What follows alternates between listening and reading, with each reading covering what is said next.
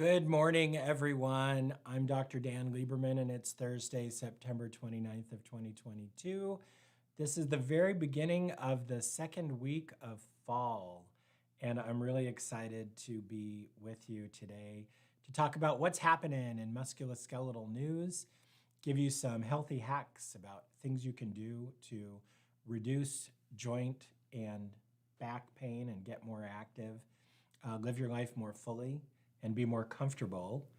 And we've got some exciting stuff lined up. We've got an interview with someone who had a total knee replacement. Miss Vicki Cam is going to join us today. She went through knee replacement. We'll ask her how long ago. Not too long. I think it's been a month or two. And we'll find out from behind the curtain what it's like to really do that, to make that decision, and to have that surgery. So I'm very excited to hear from Vicki. We've also got some really great questions from YouTube and from Facebook today about back pain, when is endoscopy the right treatment, and about epidural injection. When should I get an epidural? When in the course of things is it the right thing to do? So really looking forward to diving into all these topics with you today. But I want to go back to that first thing first, and that's fall. Joint pain is a product of body inflammation. And if you're the kind of person who has seasonal allergies, who notices a real flare-up in your sniffles and coughs and even sinus headaches, that's one bodily form of an allergic reaction. But another bodily form of an allergic reaction is joint pain. And so if you're super stiff, if you woke up super stiff this morning, more stiff than usual, it's not a coincidence that it's fall. It's not a coincidence at all. It has to do with how our bodies react to this kind of situation. And it's also not a coincidence that many cultures provide for a quarterly restricted diet to reduce, or a fast or a change in diet, in order to reduce their body inflammation. We know an anti-inflammatory diet can reduce our body level of inflammation. And so in India, for example, Ayurveda, the Indian version of traditional medicine in India, they do a quarterly elimination diet where they get down to just things that are not going to inflame you. And if you're interested in doing that, if things are really bad, you can definitely do that. We do, here at Best Practice, we recommend the book Clean by Dr. Alejandro Junger. Really excellent book that gives you a prescribed 3-week restricted diet to just kind of, boom, hit reset and start over. So if the wheels have fallen off your wagon, if you're miserable, that's definitely something that you should consider doing. Another thing, we have our own process here, and we call it TOAST. TOAST. I'm going to turn to the monitor here.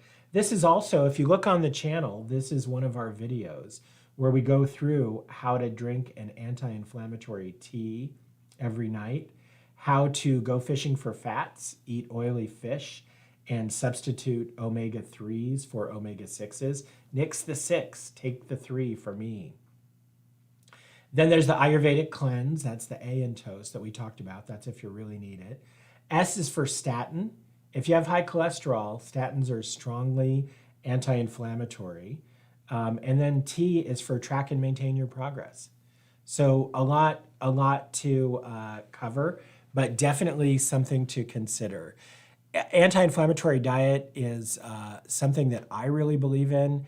I don't have solid evidence for it, but I have personal experience as well as quite a bit of low pyramid literature. And we'll look at that another day, exactly what the evidence is. But it's definitely not harmful, and it's probably more healthy than not. So definitely something you should consider trying for yourself, especially if you woke up stiff today. All right, I want to go back to our guest today, Miss Vicki Cam. And let me get her in on this conference call. Vicki had total knee replacement some time ago.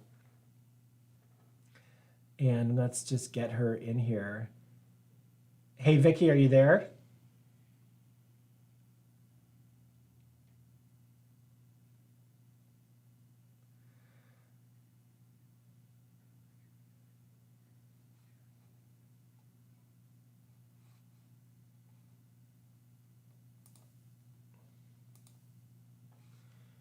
hide me.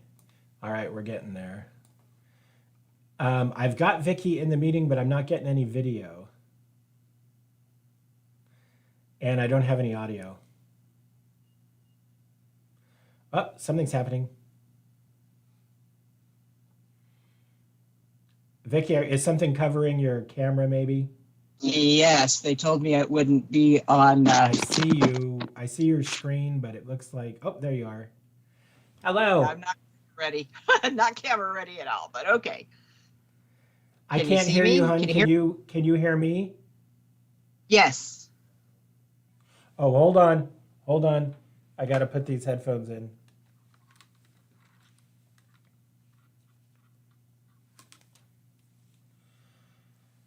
Hey, can you hear me? I can hear you. Yes. I can't hear her through these headphones. Um, Hold on, Vicky. We're having a technical. okay. See if we can get this figured out.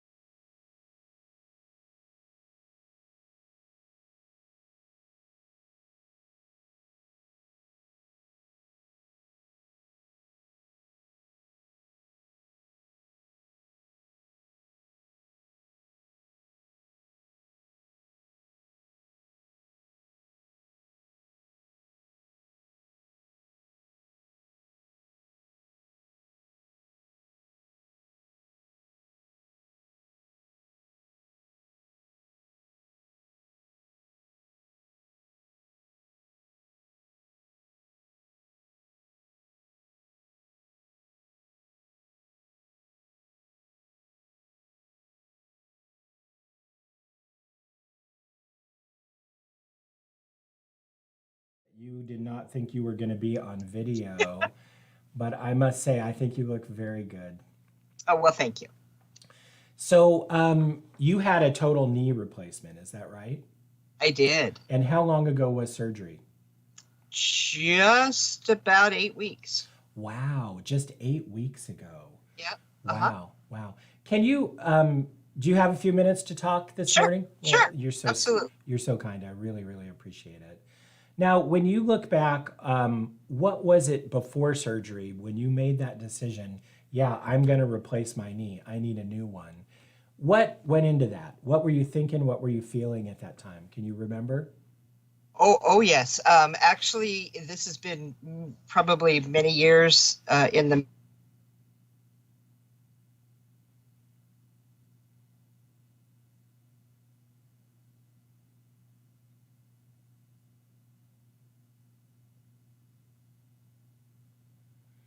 Oh, she froze up on me.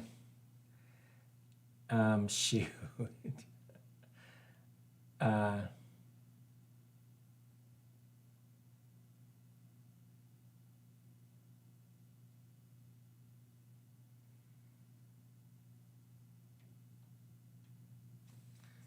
I'm going to try.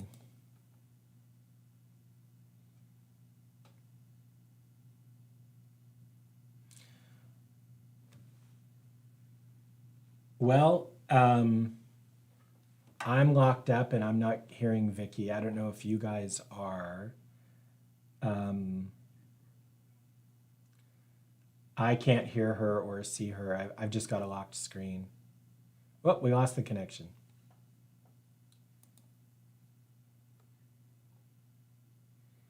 Let's see if yeah, I think Vicky might be having internet issues. Let's see if she logs back in, then we can pick her up.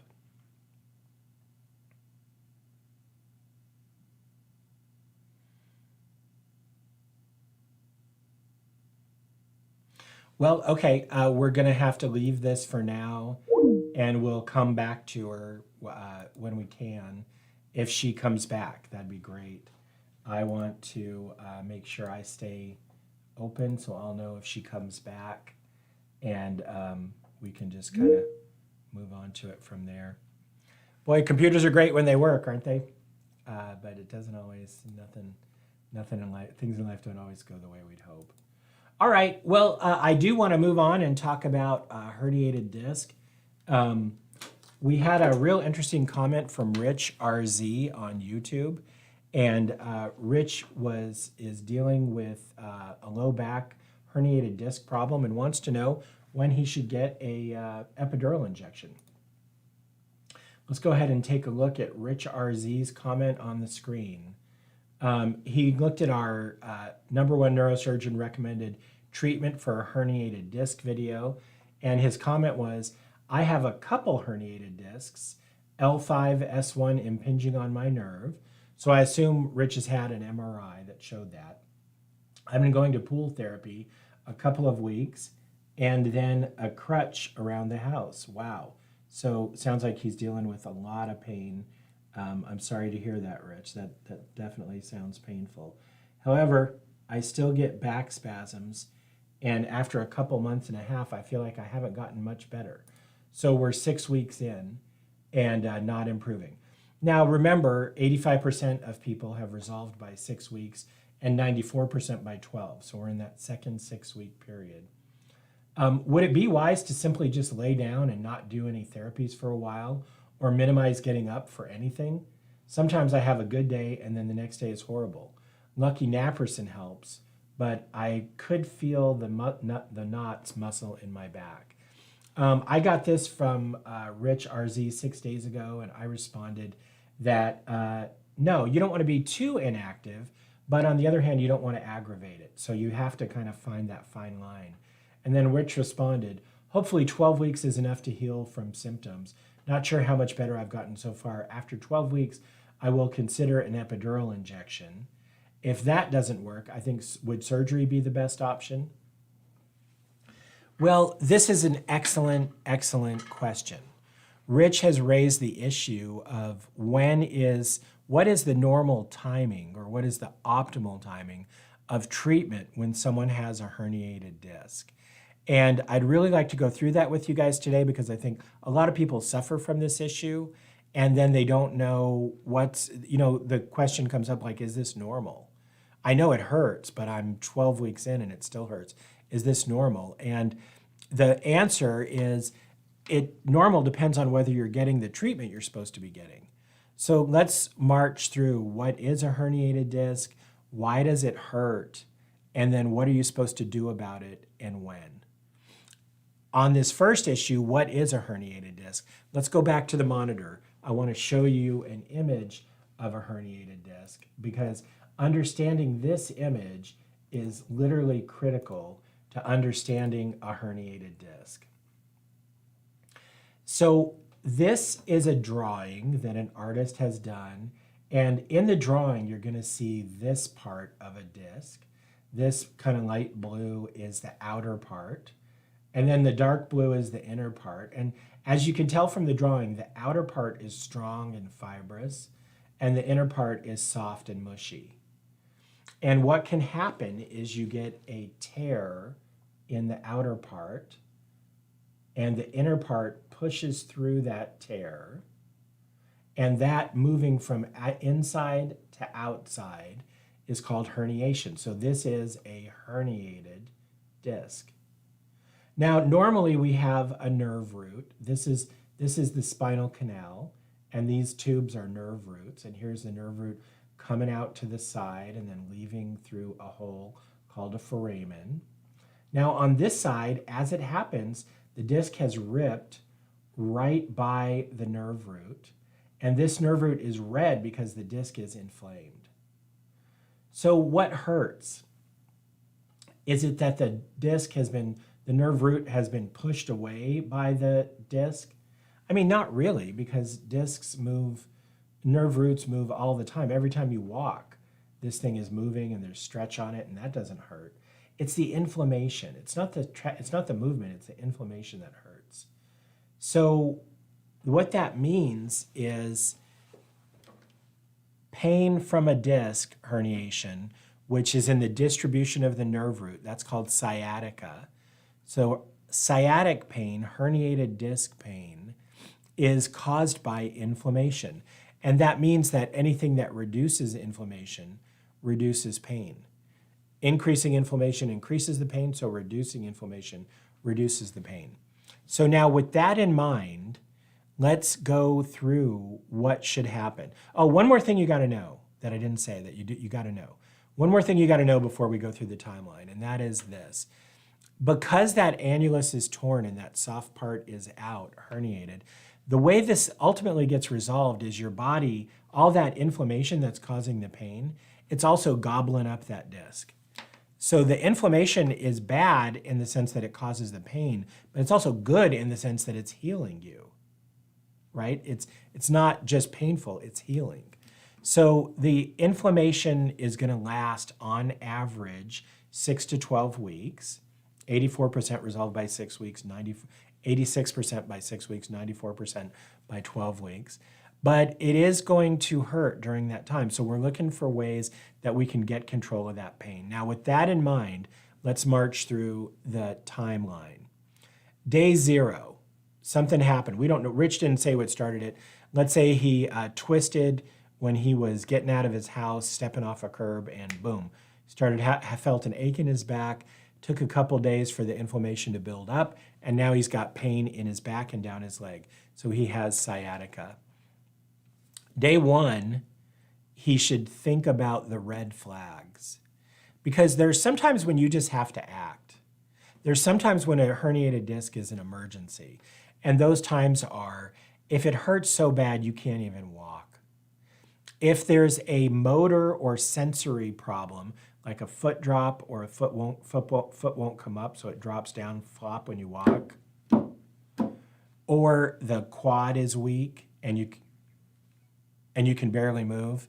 If any of that stuff happens, then that's a red flag, and you're going to need to go to the hospital. If you are having trouble controlling your bowels or bladder, red flag. If you have all these symptoms after an accident from trauma, red flag. Or if you have a history of cancer, red flag. Or signs of active infection, red flag. Any of those things, red flag. Hey, I'm really happy to learn that Vicky Cam is back. We may have this internet thing fixed. Let's bring her back in, and we'll see if we can. We'll see if we can continue the interview.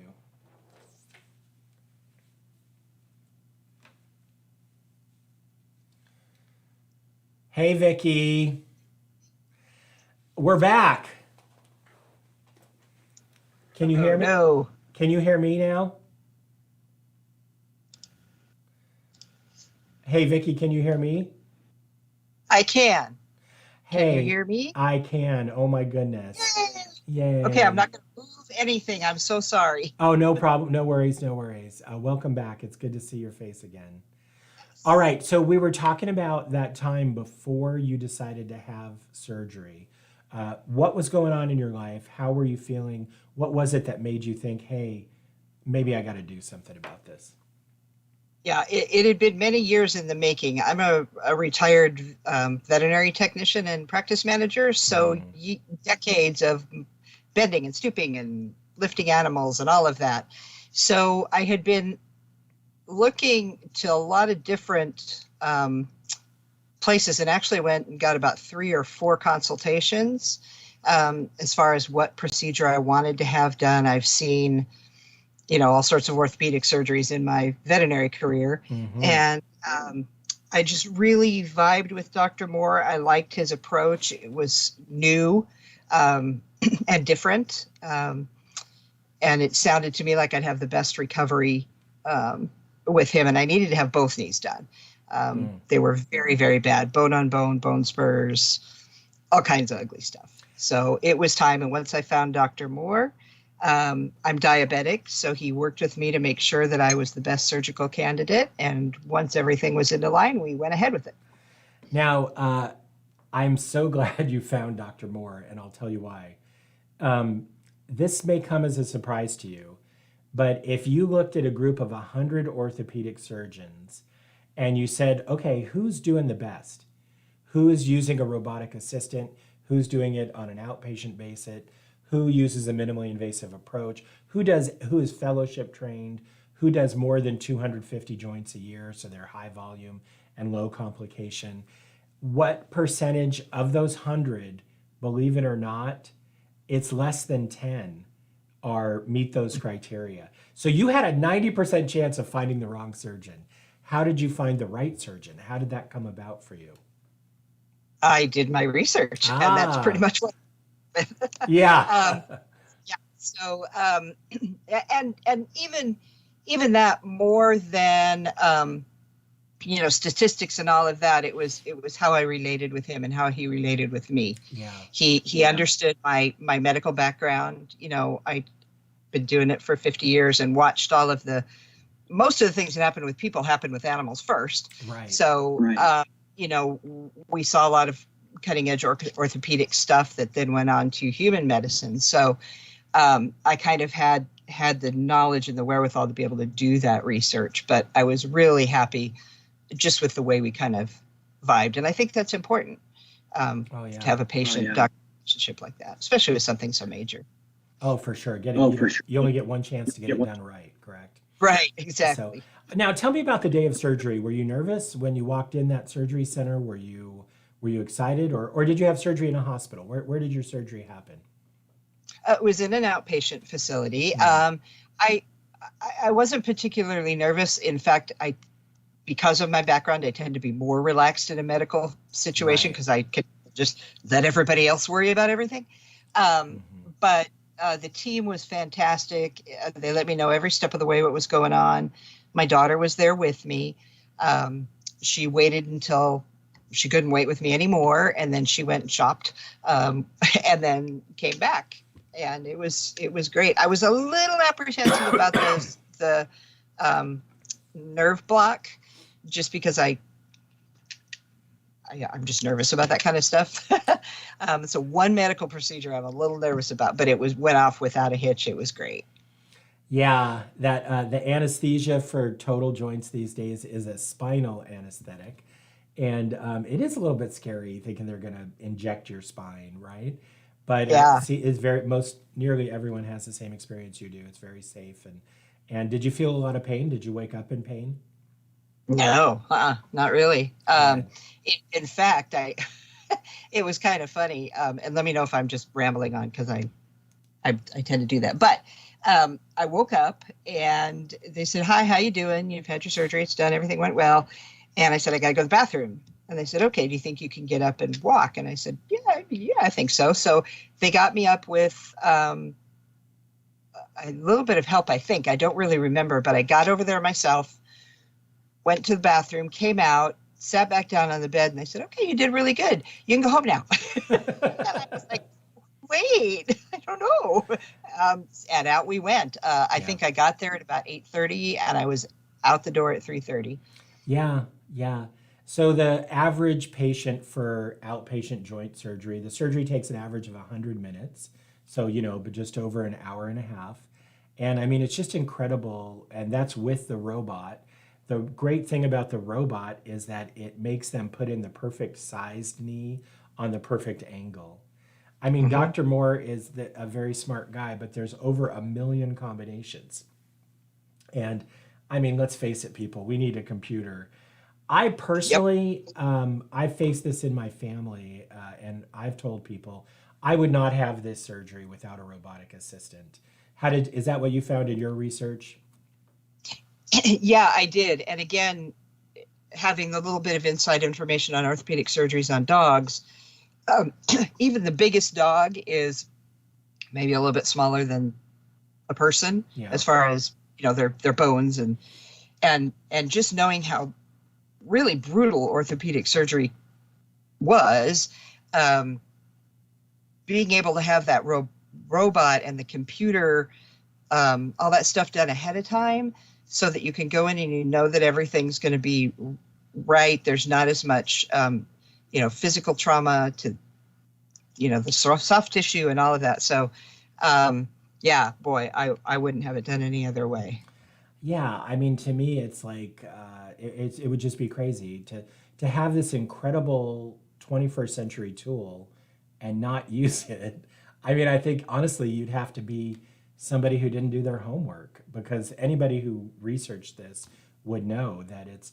Yeah. Anyway, I'm glad you did your homework. I'm glad you had this 50 years was a lot of experience, and I'm sure you helped a lot of animals and their and the people who loved them, but it was also good for you to be able to do that, Oh yeah. learn those kinds of things. And yeah, that's really interesting. That's really cool.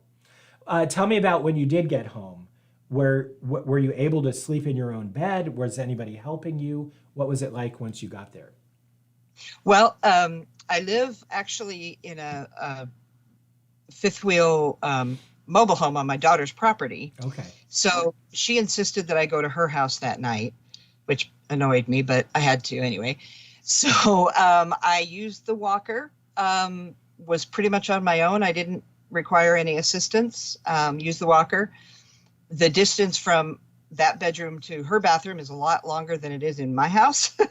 So after 2 nights, I was like, I want to go home. So I went to my house and I think I used the walker for maybe a week, but only a little bit. I had my surgery on a Thursday, and that Saturday I was out to a restaurant to celebrate my daughter's birthday. Oh. I used the walker, sat, had a great time. So I'm just, like I said, just about 8 weeks out. In almost 2 weeks, I get my second knee done. So I'm very excited about that. So the recovery, and my range of motion, the physical therapists were astonished at my range of motion. I think I went in 10 days after surgery for physical therapy, and they were amazed. My scar is my scar is almost gone. I mean, it's very, very light. I've been using, taking care of the scar and doing all the stuff you're supposed to do. But yeah, I'm doing great. Well, we wish you the best with your new next knee, which is Yeah. coming up. Very excited for you with that, and I'm so glad that you're doing well. By the way, you're amazing woman. I just have to tell you, but your experience is normal. Virtually everyone is having the same thing. I just saw for all of the surgery centers, like the one you had surgery in, the Phoenix Spine and Joint Surgery Centers, 92% of patients have little or absolutely no pain by the time they reach 3 months. At 8 weeks, which is right where, I'm sorry, at 6 weeks, which is, you're past that now, it's almost the same thing. So you're right on schedule. You're doing great, and we are all looking forward to you doing just as well after the next one. What are you going to do when it's all over and you got two brand new knees? What are you going to do with your new self? Well, we're in Maricopa, kind of rural Arizona, and I have a little, almost 3-year-old granddaughter, and we're going to get us some goats. Is that Some right?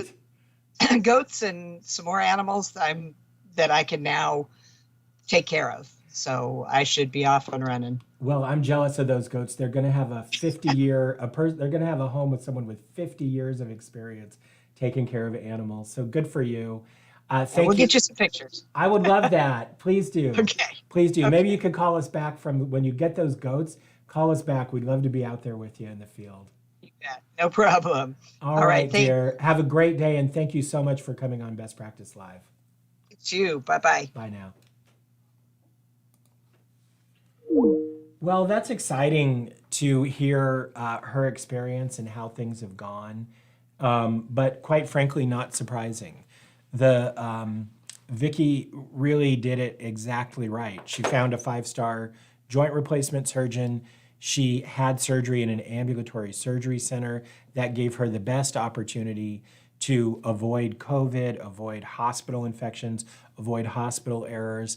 And she was comfortable back home with her daughter slightly after lunch.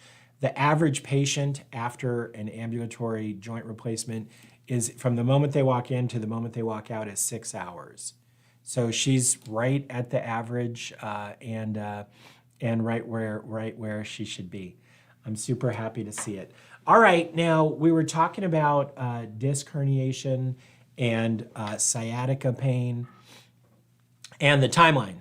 So let's get it right. Let's get back to the question at hand, which is what should happen. So you have that red flag survey. You got to go through. First thing you should think, do I need to act right now? Have I had cancer? No.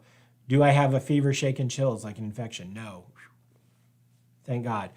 Thank goodness. Do I have, am I able to walk? Okay, it may hurt. Maybe I can barely do it, but I can do it. Do I have a motor deficit like a foot drop or a weak thigh flexor that if it were to stay permanently like this, I'd be disabled? No. Hurts like heck, but I'm not disabled. Same thing with numbness. Okay, so I don't have any red flags. So the next 3 weeks should be spent on conservative care. Conservative care is rest, not no activity, but just low impact activity. Like I think Mr. Maker emphasized that he was in aqua therapy. Walking in water is better than walking on land, but you want to stay active, but not getting impact and not causing a flare up.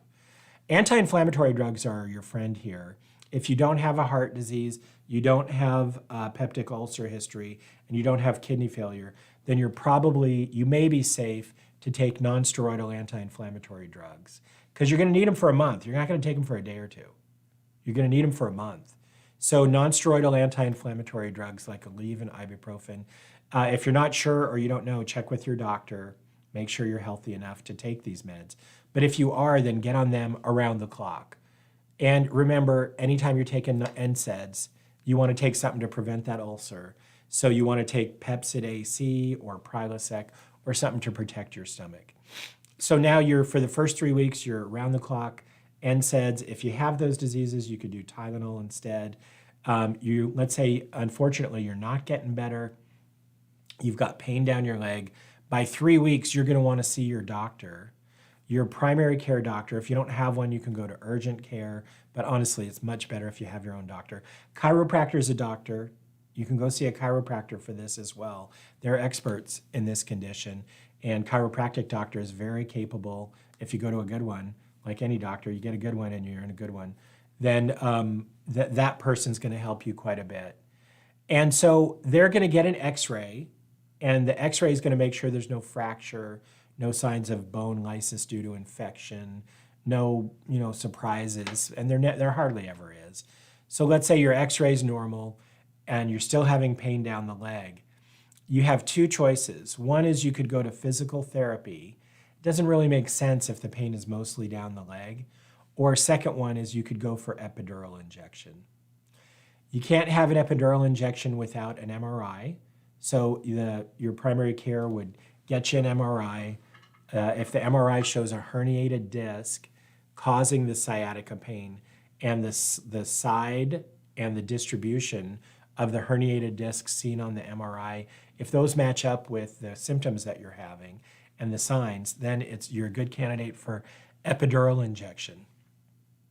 Where do you get one of those? Home Depot? No, right? You got to go to a doctor. You got to go to the right doctor. And so the right doctor for an epidural injection is a doctor who's board certified in anesthesiology or physiatry. Those are the two kind of groups that handle this stuff.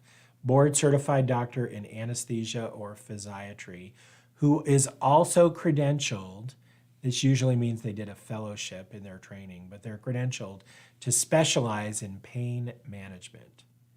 All right, look, I mean, it sounds like a lot, right? But it's no harder than hiring the right plumber.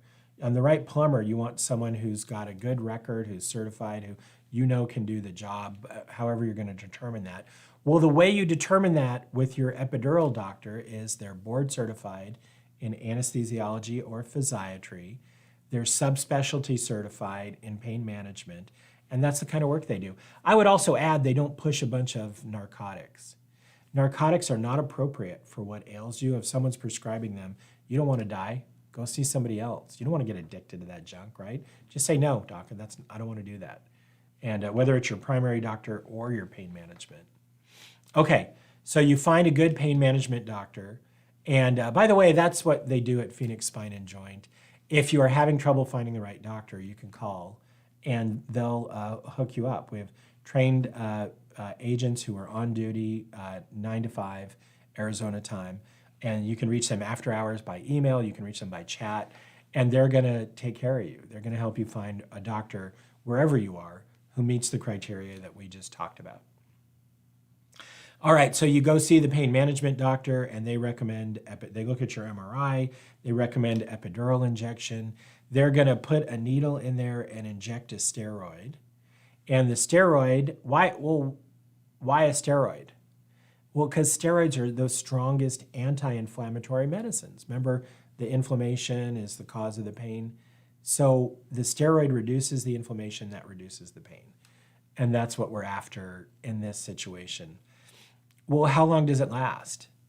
Well, the steroid lasts 100 hours. The half-life of Depomedrol, the most commonly used steroid, they also sometimes use one called methylprednisolone, but Depomedrol, the half-life is 100 hours. That means by 100 hours, about half the people it's worn off is the way to think about it. So yeah, it could last a little more, a little less, but you get about 4 days of relief from that.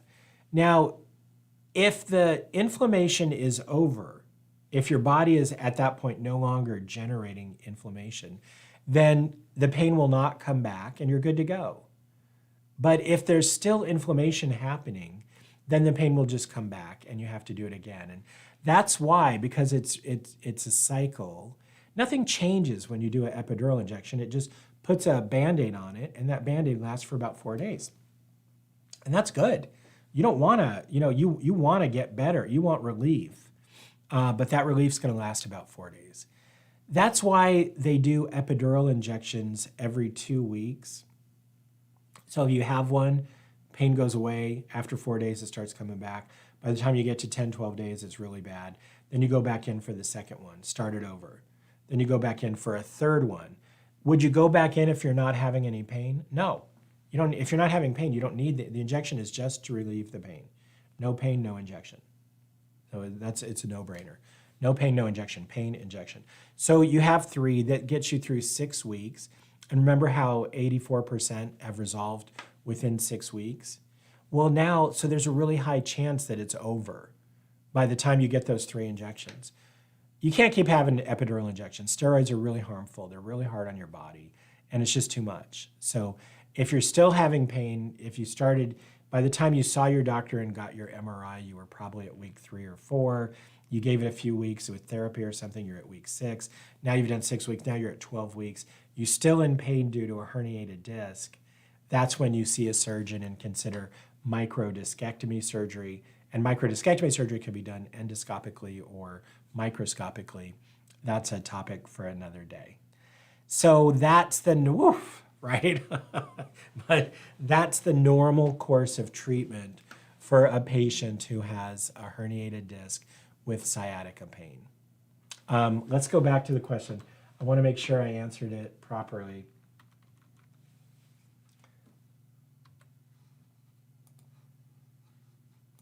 So remember, this question was from Rich RZ, and the question was, so Rich was saying, I'm basically going to wait 12 weeks and then have an epidural injection. No, it's too late for you, Rich, but if you're going to have an epidural injection, the time to have it is after week 3, and an MRI shows the herniation.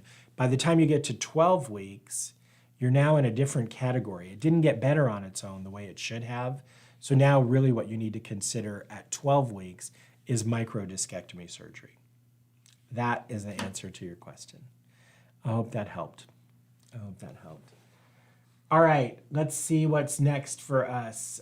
We did our Z. We also had a question from DM Maker on Facebook, and I want to. Oh, we got another caller. Hold on, I'm going to go back to the. I want to go back to the live and see who we got.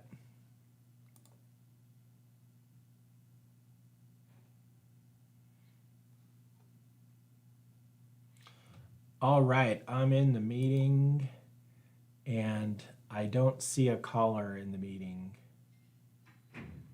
Maybe that person's going to join up and then we can add them. But they're not here just yet. Okay, well, as soon as we get that caller, if you can hear me, then please jump on your meeting, click your meeting link and join us. And I'll be able to admit you to the show and we can see what's going on with you from there. I don't know who you are, but I'm looking forward to talking to you. By the way, y'all, this really is a live show and we're here to take live questions.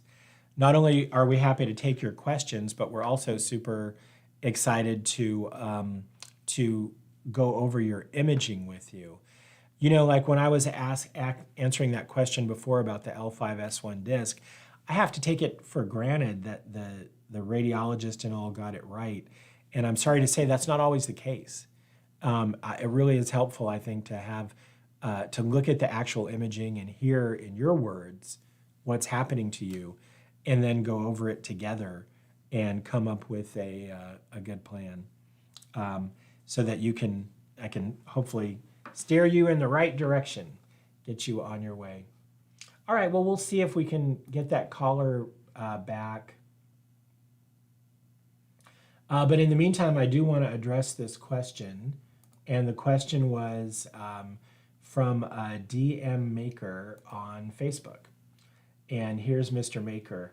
Mr. Maker was responding to a Phoenix Spine and Joint post, back pain shouldn't cause financial stress.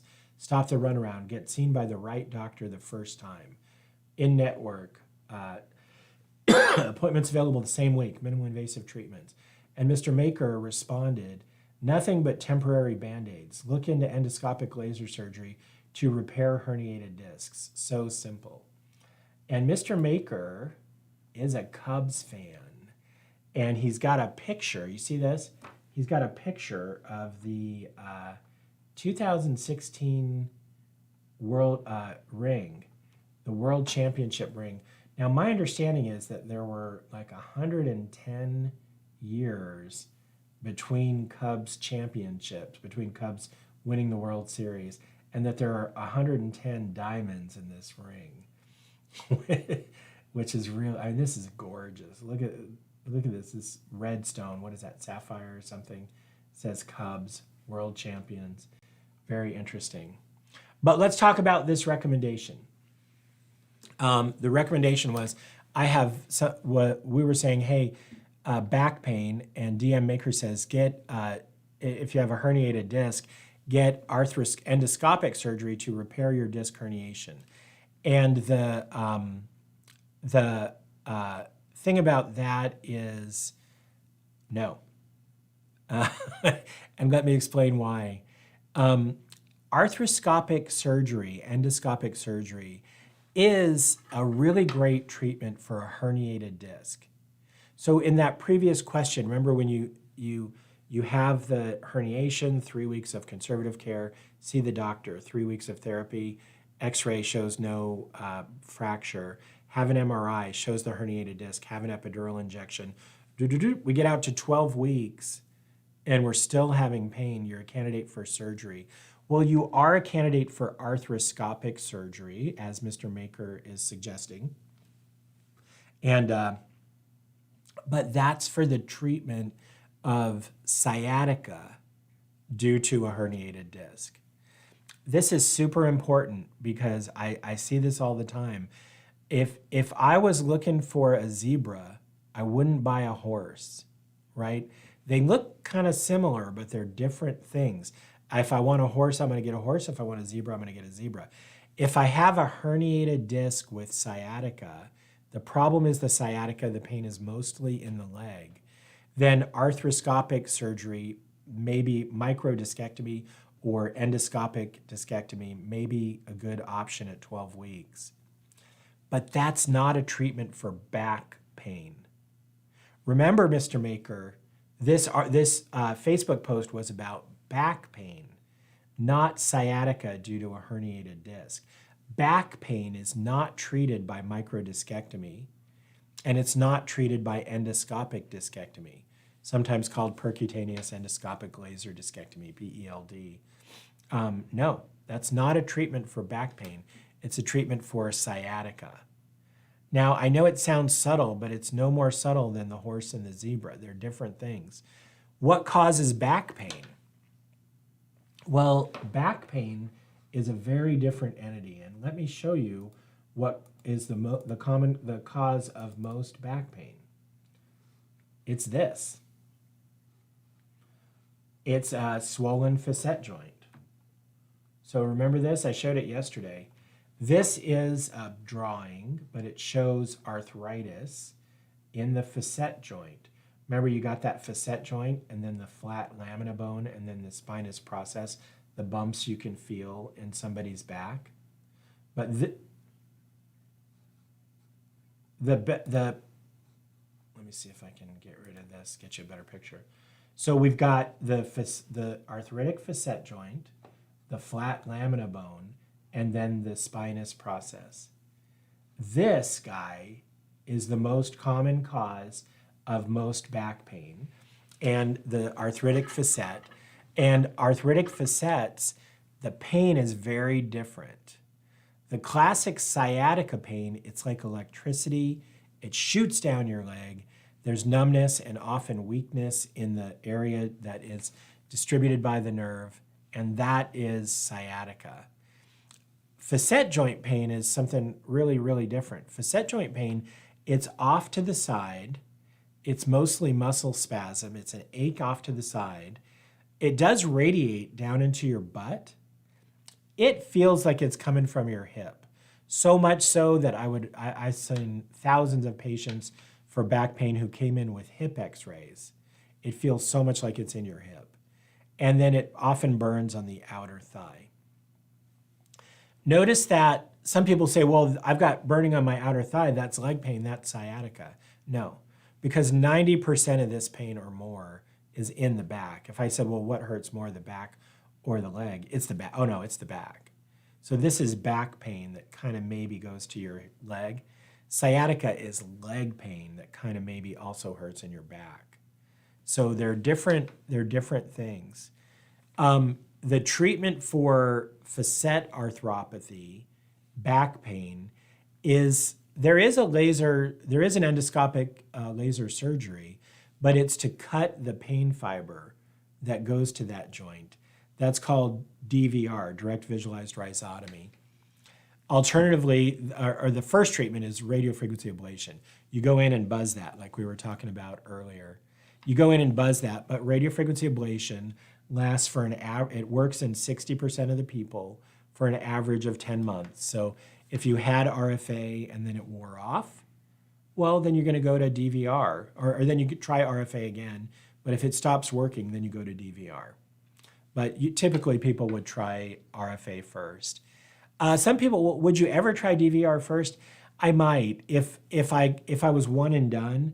Let's say somebody had insurance, but they knew they were going to lose it, or Medicare doesn't cover DVR, so they were going to lose the chance to have it. Yeah, then it might be appropriate to do the DVR earlier. But under normal circumstances, you're going to try RFA until it doesn't work, and then assuming they can still block the pain with the medial branch block, then you would have DVR. Well, we've covered a lot today. Let me see if that caller made it back. Oh, nope, sorry, I just heard their internet's not working. They'll get that up and hopefully we'll hear from them tomorrow. Well, we're basically out of time. I did want to cover one more thing today, but that's the time course of RFA. And actually, let's cover it real quick. Might as well. So I'll just try to keep it on the brief side, which I'm not always good at, but I'll do my best. So remember how we did that whole time course for somebody who's having a herniated disc with sciatica pain? It starts at 0, then goes to 12 weeks. I want to do that same thing, but for back pain, not for sciatica pain, for back pain. So at time 0, you have this pain, it's off to one side, radiates into your butt, it feels like it's in your hip and it burns in your outer thigh, and it's wicked. You can barely get out of bed. You do your red flag survey. Nope, never had cancer. Nope, no fever, shakes, or chills. Nope, didn't have an accident. Nope, I'm not unexplainably losing weight. So none of the red flags are all negative.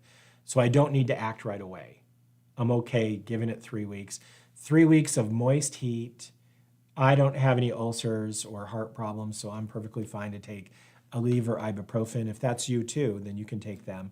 Otherwise, Tylenol. We get to 3 weeks and it still hurts like heck. You go see the doctor, primary care doctor or chiropractor, primary care MD, DO, or chiropractor. That doctor says, "Yep, looks like mechanical back pain, non-specific low back pain. They often call it. Let's get an X-ray." Nope, X-ray doesn't show a fracture, doesn't show a tumor, doesn't show some godforsaken thing, and never does. But we always check, because what if it did, right? We've got to catch it if it did. But okay, it's not there as usual, 99.9% not there. So we go to physical therapy. Does physical therapy make sense? Totally. Because the problem is the joint, and it hurts, and you can barely move, and the more you don't move, the more it hurts. So physical therapy can mobilize that joint, help treat that muscle ache with moist packs, help get you going, look at your gait and station, and see if there's something, if you're cattywampus, in a way that could have been fixed. You could change or do specific treatments or exercises to adjust and get you in a better place. Chiropractor can adjust you. Does adjustment make sense? Oh yeah. The problem is in the joint. This isn't a herniated disc. Adjustment actually doesn't make sense for a herniated disc, but it sure makes sense for this.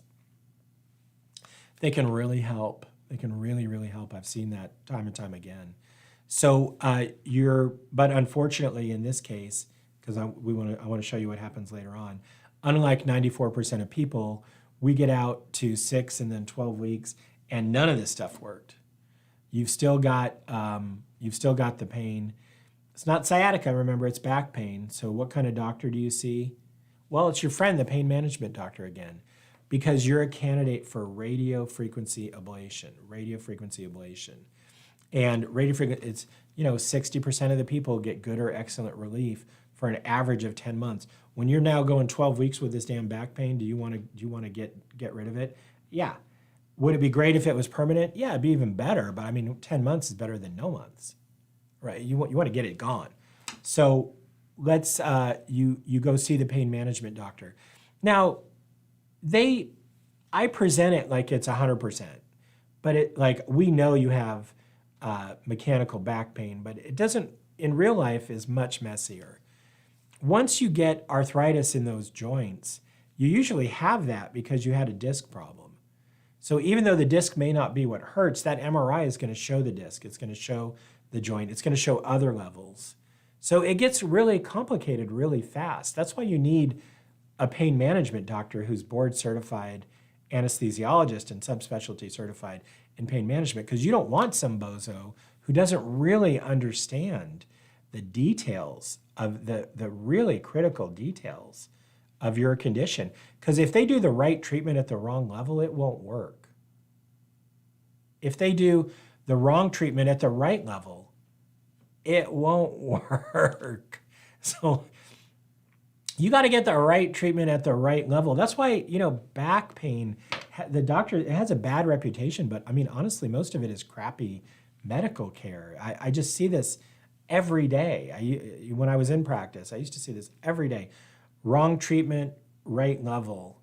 Right treatment, wrong level it's almost always what, the right treatment at the right level almost always works. So I really strongly recommend you get the best doctor, and that's how you do it. You get someone who is a 3-star pain management doctor who really knows what they're doing. And then they do the RFA, and hopefully you get relief. All right, well, as usual on Best Practice Live, we covered a lot of ground. Welcome to fall, and think about that anti-inflammatory diet. Think about the rest of the things. I hope we covered some, either your condition or the condition of someone you know, and if not, if you got a knee problem or a hip problem, or I'm actually a retired neurosurgeon, but I'm a doctor too, and I know a lot about knees and hips and shoulders, and I'm happy to share what I know and what I don't know with you, and get you moving in the right direction. For Best Practice, I'm Dr. Dan Lieberman. Have a great day, and I'll see you tomorrow.